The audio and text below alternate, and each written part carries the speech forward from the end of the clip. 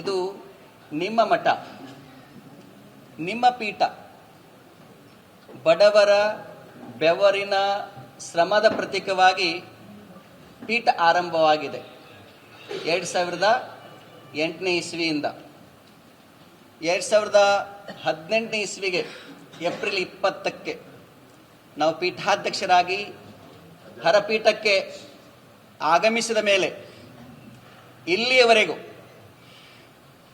ಈ ಪೀಠದಿಂದ ಒಂದೇ ಒಂದು ರೂಪಾಯಿ ಹಣವನ್ನು ಸ್ವಂತಕ್ಕೆ ಸ್ವೀಕರಿಸಿಲ್ಲ, ಚೆಕ್ಕಿಗೆ ಸೈನ್ ಮಾಡಿಲ್ಲ. ಆ ಯಾವ ಅಧಿಕಾರವೂ ನಮಗೆ ನಾವು ಪಡೆದಿಲ್ಲ. ಇಲ್ಲಿಂದ ಕೆಲವು ಪತ್ರಿಕೆಗಳಲ್ಲಿ ನಮ್ಮ ಕೆಲವು ಟ್ರಸ್ಟಿಗಳು ಒಂದು ಪತ್ರಿಕೆಯಲ್ಲಿ ಇಲ್ಲಿಂದನೇ ಶ್ವಾಸ ಯೋಗಕ್ಕೆ ಕೇಂದ್ರಕ್ಕೆ ಹಣ ಹೋಗಿದೆ ಅಂತ ಹೇಳಿದ್ದಾರೆ. ಭಾಳ ಭಕ್ತರ ಮೂಲಕ ಈ ಮೂಲಕ ಹೇಳ್ತೇನೆ, 2018 ಇಂದ ಇಲ್ಲಿವರೆಗೆ ನಮ್ಮ ಶ್ವಾಸ ಯೋಗ ಸಂಸ್ಥೆ ಬೆಂಗಳೂರಲ್ಲಿ ಇದೆ.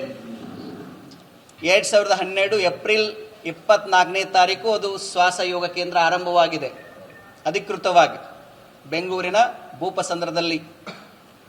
ಅದು ಒಂದು ಬಾಡಿಗೆಯ ಕಟ್ಟಡ. ಶ್ವಾಸದ ಹೆಸರ ಮೇಲೆ 1 ಇಂಚು ಭೂಮಿ ಇಲ್ಲ.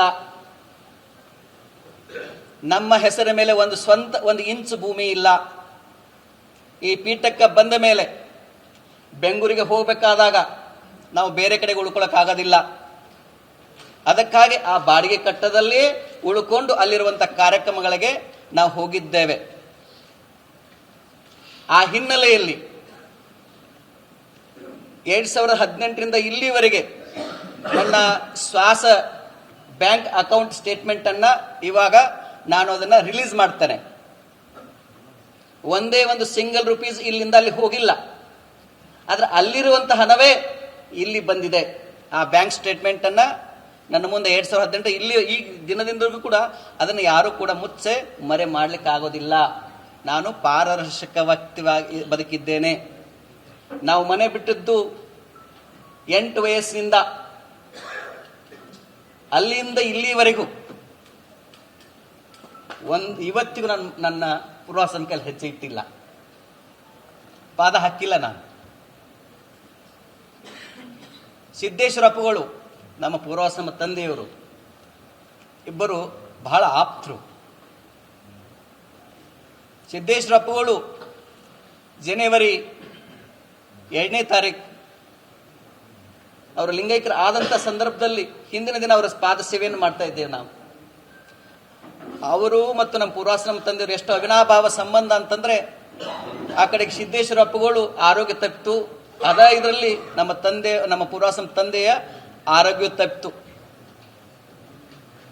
ಹಿಂದಿನ ದಿನ ಸಿದ್ದೇಶ್ವರ ಅಪ್ಪಗಳು ಒಬ್ರು ಸ್ವಾಮಿಗಳು ಬಂದು ಒಂದು ಬರೆದು ಕೊಟ್ಟರು.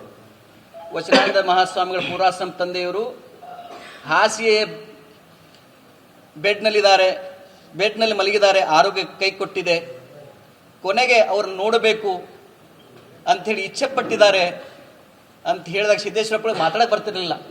ನಮಗೆ ಕರೆದು ಹೋಗು ಅಂತಂದ್ರು. ನಾನು 2ನೇ ತಾರೀಕು ಹೋದೆ. ಹೋಗುವೊಳಗಾಗಿ ಅವರು ಪ್ರಾಣ ಬಿಟ್ಟಿದ್ರು. ಅದು ಮನೆಗೆ ಹೋಗಲಿಲ್ಲ, ಅಲ್ಲಿ ಆಸ್ಪತ್ರೆಗೆ ಹೋದೆ. ಅವಾಗ ಹೋಗಿ ಒಂದು ಹಾರ ಹಾಕಿ ಬಂದೆ.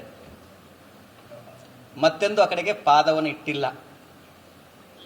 ಬಂಧುಗಳೇ, ನಾವು ಸನ್ಯಾಸ ಸ್ವೀಕಾರ ಮಾಡಿ ಇದೇ ಗುರುಪೂರ್ಣಿಮಾ ಬರೋ ಗುರುಪೂರ್ಣಿಮೆಗೆ 25 ವರ್ಷಗಳಾಗಿದೆ.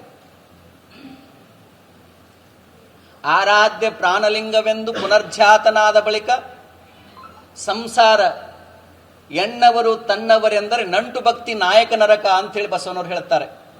ಒಂದು ಸಲ ಸನ್ಯಾಸ ದೀಕ್ಷೆನ ತೆಗೆದುಕೊಂಡ ಮೇಲೆ ಅಪ್ಪ ಅವ್ವ ಅಣ್ಣ ತಮ್ಮ ಅಂತ ಏನಾದ್ರೂ ನಂಟಸ್ತಿಕೆ ಮಾಡಿದ್ರೆ ಅದು ನಾಯಿ ನರಕ ಬರ್ತದೆ ಅಂತ ಬಸವನವರು ಹೇಳ್ತಾರೆ. ಅದಕ್ಕಾಗಿ ಒಂದು